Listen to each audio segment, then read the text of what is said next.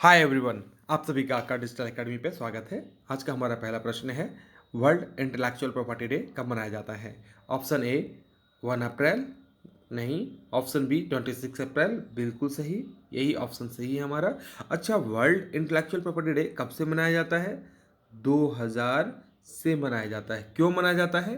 Awareness बढ़ाने के लिए मनाया जाता है। किस चीज़ का अवेयरनेस? कि पेटेंट कैसे होगा, कॉपीराइट कैसे मिलेगा, ट्रेडमार्क कैसे लिया जाएगा, ठीक है ना। जैसे इंटेलेक्चुअल प्रॉपर्टी का मतलब समझ गए ना, जो आपकी क्रिएटिविटी से जुड़ा हुआ है, राइट। तो इस तरह से कि आपको अपने जो क्रिएटिविटी है उसको सेलिब्रेट करने के लिए वर्ल्ड इंटेलेक्चुअल प्रॉपर्टी डे को ऐसा मनाया जाए कि आप अपने आपकी जो क्रिएटिविटी है आप उसको सेलिब्रेट कर रहे हैं, ठीक है। और इसमें अवेयरनेस क्या फैलाया जाता है कि भाई आप पेटेंट कैसे लीजिएगा, कॉपीराइट कैसे लीजिएगा, ट्रेडमार्क कैसे लीजिएगा। अच्छा, कौन सा ऑर्गेनाइजेशन जो है इस इवेंट को ऑर्गेनाइज करता है, उसका नाम है बाइपो, ठीक है। तो बाइपो का फुल फॉर्म क्या है? World Intellectual Property organisation.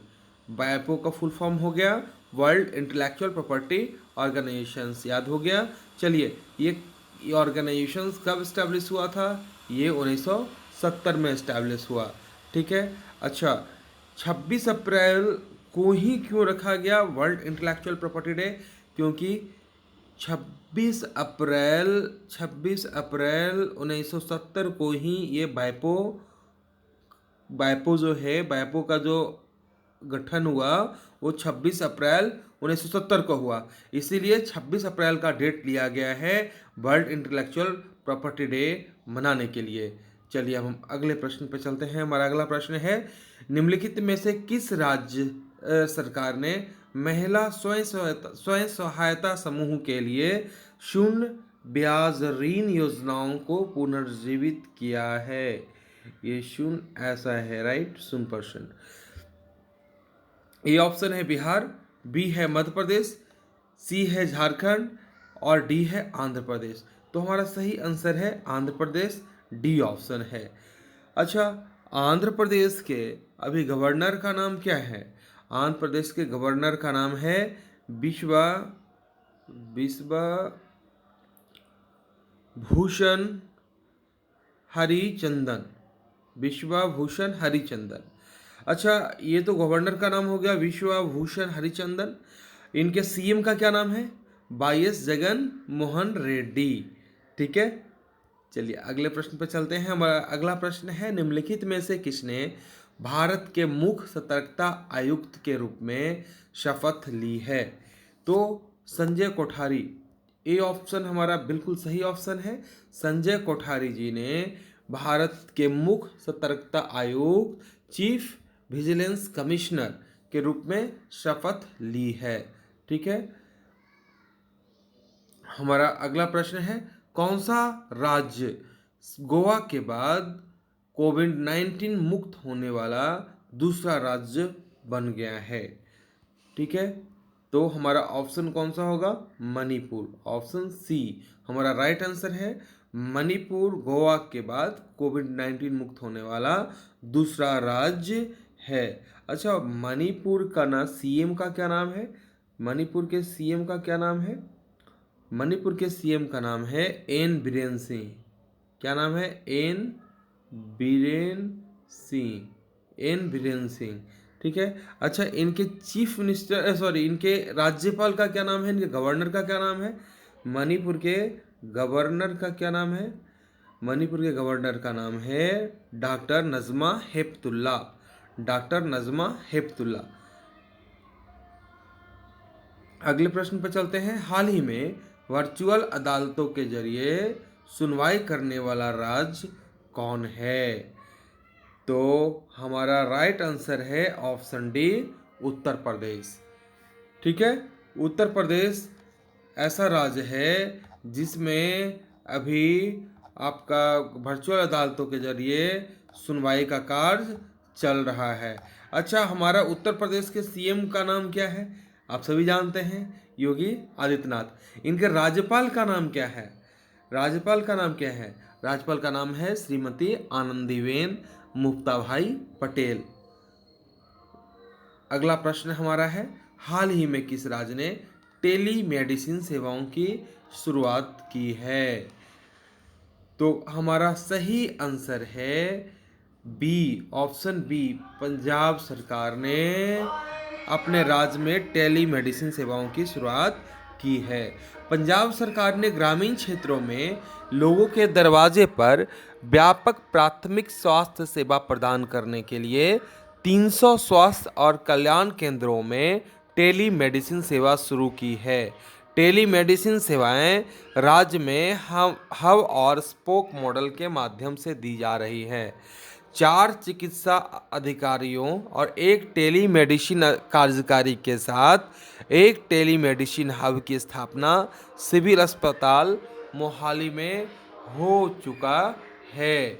चलिए हमारा अगला प्रश्न क्या है? हमारा अगला प्रश्न है, हाल ही में ऑप्शनल एकेडमिक कैलेंडर किसने लॉन्च किया? हाल ही में ऑप्शनल एकेडमिक कैलेंडर किसने लॉन्च किया? हिंदी में इसको बोल देंगे वैकल्पिक अकादमिक कैलेंडर।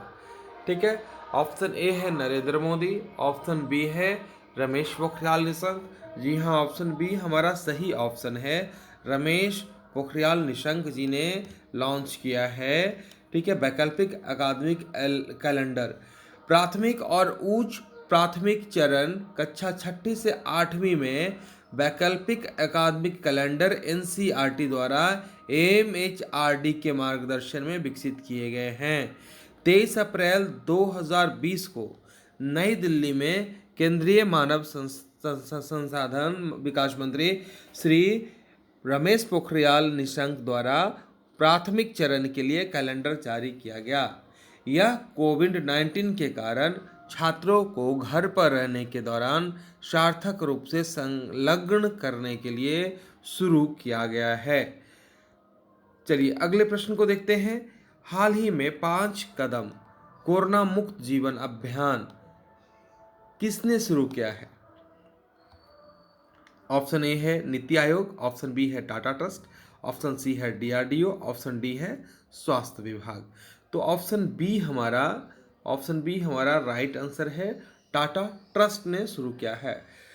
टाटा ट्रस्ट ने अखिल भारतीय अभियान शुरू किया है। टाटा ट्रस्ट ने कोविड-19 के प्रसार को रोकने के लिए ग्रामीण क्षेत्रों में सरकार द्वारा प्रचारित स्वास्थ्य प्रथाओं के अपनाने के लिए एक राष्ट्रव्यापी सामुदायिक आउटरीच अभियान शुरू किया है। 31 मार्च 2020 से शुरू होने वाले इस अभ्यास से 21 राज्यों के लगभग 1.2 करोड़ लोगों तक पहुंचने की उम्मीद है। और अभियान का नाम तो पता ही आपको, 5 कदम कोरोना मुक्त जीवन। वैसे देखा जाए तो टाटा हमारे पूरे देश में सबसे ज़्यादा सोशल वर्क करने वाली कंपनी है।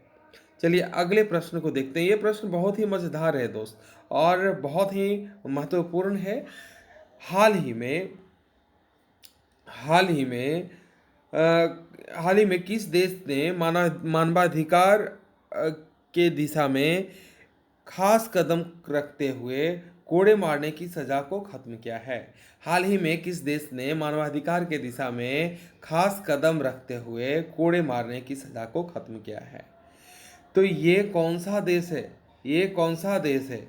आपका ये देश है सऊदी अरब। ठीक है, ये देश है सऊदी अरब। सऊदी अरब के उच्चतम न्यायालय ने देश में कोड़े मारने की सज़ा खत्म करने की घोषणा की है। सऊदी अरब के शाह और युवराज क्राउन प्रिंस द्वारा मानवाधिकार की दिशा में उठाया गया यह ताज़ा कदम है। देश की अदालतों द्वारा दी जाने वाली कोड़े मारने की सज़ा का पूरी दुनिया के मानवाधिकार समूह विरोध करते रहे हैं, क्योंकि कई बार अदालतें 100 कोड़े तक मारने की सज़ा सुनाते हैं। राइट,